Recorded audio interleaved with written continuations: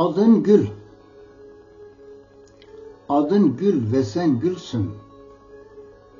Ağlama hep yüzün gülsün. Sabah akşam aç elini, kavuşacağımız gün gelsin. Seni gördüm sanalda, bir kuşsun ağaçta dalda. Beni aşk olarak al da, düşmanlar gebersin gitsin.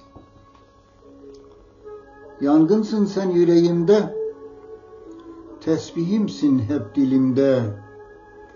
Adın vardır dileğimde, haydi gel şu çile bitsin.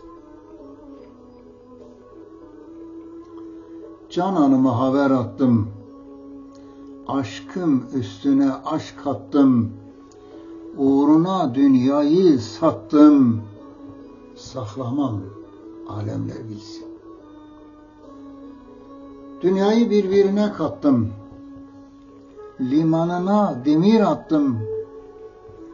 Bir deryasın sende battım, varsın hayat böyle gitsin.